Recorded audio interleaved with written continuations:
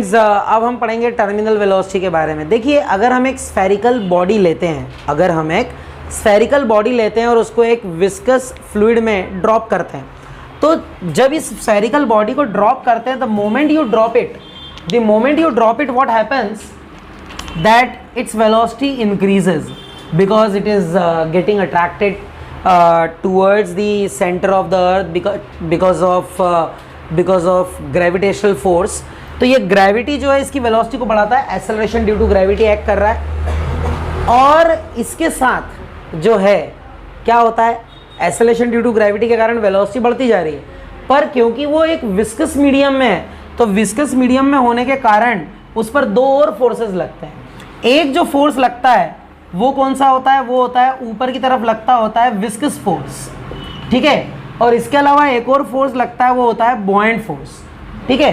तो देखिए, कोई भी बॉडी अगर किसी विस्कस फ्लूइड में ड्रॉप की गई है तो उस पर तीन फोर्सेस लग रहे हैं। एक लग रहा है वेट जो कि वर्टिकली डाउनवर्ड्स लग रहा है, दूसरा लग रहा है बॉयंट फोर्स जो कि अपवर्ड्स लग रहा है, और लग रहा है विस्कस फोर्स जो कि अपवर्ड्स लग रहा है। अब क्या होता है कि क्योंकि आपको पता है विस्कस ड्रैगिंग फोर्स जो है वो किस पर डिपेंड करता है, वो 6 पाई ईटा आरवी यानी कि वेलोसिटी पे डिपेंडेंट है। अब जैसे जैसे इसकी वेलोसिटी बढ़ती जाएगी, देखिए बॉयंट फोर्स तो एक बार ऑब्जेक्ट लिक्विड में गया या फ्लूइड में गया, बॉयंट फोर्स तो उतना ही लगेगा जितना लग रहा है, वो कोई चेंज नहीं होगा। चेंज कौन होगा, विस्कस फोर्स। और विस्कस फोर्स जो है बढ़ता जाएगा वेलोसिटी के साथ। और एक ऐसी कंडीशन आएगी जब कि ये जो वेट है इन दोनों के सम के इक्वल हो जाएगा, विस्कस फोर्स और बॉयंट फोर्स के।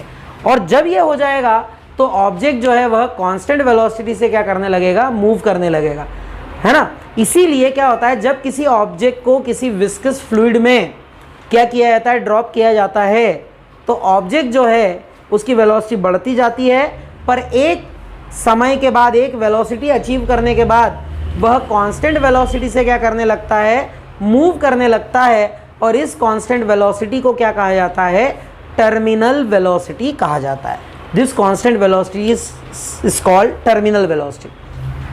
हम कोशिश करेंगे टर्मिनल वेलोसिटी निकालने के लिए, उसके एक्सप्रेशन को निकालने के लिए।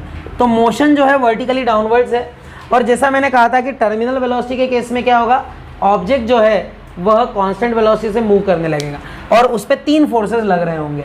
तो अपन मान लेते हैं कि डेंसिटी ऑफ ऑब्जेक्ट जो है वह रो है, ठीक है। मास ऑफ ऑब्जेक्ट कितना है, m है, और डेंसिटी रो है। इसके अलावा जो मीडियम है जिसमें वो ड्रॉप किया गया है, उसकी जो डेंसिटी है वो कितनी है, सिग्मा है। कितनी है, सिग्मा है, ठीक है। तो आपको एक बात क्लियर होना चाहिए कि जो ऑब्जेक्ट है उसका जो वेट होगा, वेट ऑफ ऑब्जेक्ट क्या होगा, w, और वो किसके इक्वल होगा, m इंटू जी के इक्वल होगा, ठीक है। m इंटू जी के इक्वल होगा। इसके बाद में देखिए मास क्या होता है, मास होता है वॉल्यूम इंटू डेंसिटी। डेंसिटी किसकी, ऑब्जेक्ट की। तो ये हो जाएगा रो इंटू जी। आई बात समझ में, रो इंटू जी। और रो क्या हो जाएगा, रो हो जाएगा 4/3 pi r cube rho into जी, क्योंकि स्फेरिकल बॉडी है इसलिए वॉल्यूम क्या हो जाएगा, 4/3 पाई आर क्यूब, ठीक है, 4/3 पाई आर क्यूब, ठीक। अब इसके बाद में आप देखिए अगला है force, viscous force. Viscous force क्या होता है, विस्कस फोर्स होता है 6 पाई ईटा आरवी, जो कि आपको स्टोक्स लॉ से पता है, ठीक है। इसके बाद में आता है बॉयंट फोर्स। बॉयंट फोर्स जो होता है वो होता है क्या, volume of the object into density of the fluid और liquid. Density of the liquid जो है वो है सिग्मा इनटू स्मॉल जी, ठीक है। अच्छा, वॉल्यूम क्या होगा, 4/3 pi r cube sigma into जी, ये हो गया बॉयंट फोर्स, ठीक है। अब इस बॉयंट फोर्स को आप कहाँ कर सकते हैं, सब्स्टिट्यूट। इस बॉयंट, अब देखिए इन सबको, इन सारी वैल्यूज़ को हम एक इक्वेशन में रखते हैं जो कि क्या है, वो है जब तब कि ऑब्जेक्ट कांस्टेंट वेलोसिटी से मूव कर रहा है। अगर वेलोसिटी कांस्टेंट है, अगर v कांस्टेंट है, तो इसका एक मतलब ये है कि जो नेट फोर्स एक्ट कर रहा है ऑब्जेक्ट पे वो कितना है, 0 है। और नेट फोर्स कब 0 होगा, जब W जो होगा वह इक्वल हो जाएगा F buoyant plus viscous force के। F बॉइंट प्लस विस्कस फोर्स के, ठीक है। तो आइए इनकी वैल्यूज रख देते हैं। तो देखिए वेट जो है वो कितना हो जाएगा, यहाँ रख रहा हूँ वैल्यूज। वेट है 4/3 pi r cube rho into g equal to क्या आएगा, बॉइंट फोर्स कितना है 4/3 pi r cube sigma into g plus क्या आएगा viscous force 6 pi eta r v, 6 pi eta r v. अब आप क्या कर सकते हैं, इनको हटा सकते हैं और आपको निकालना क्या है, टर्मिनल वेलोसिटी v की वैल्यू निकालना है। तो इसके लिए आप यहाँ इसको छोड़ दीजिए, इसको इधर ले जाइए। ये हो जाएगा 6 pi eta r v and that is equal to 4/3 pi r cube और आ जाएगा rho minus sigma into g, ठीक है ना। 4/3 pi r cube g common आ जाएगा।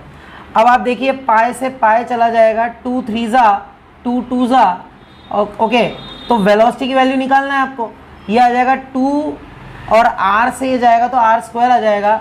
ये आ जाएगा 2/3 3 ज़ा 9 और क्या आएगा अपॉन में ईटा, ये ईटा नीचे चला जाएगा। यहाँ है r स्क्वायर तो 2/9 ईटा r square rho minus sigma into g, ठीक है। अच्छा यहाँ पर एक और बात थी ना, हाँ सही बात है। तो ये जो है ये एक्सप्रेशन आ गया किसका, टर्मिनल वेलोसिटी का, ठीक है।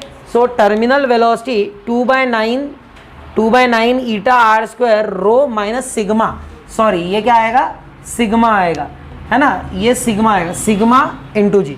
सो this is the expression for terminal velocity. यहाँ से एक बात पता चल रही है कि terminal velocity directly proportional to square of the radius है।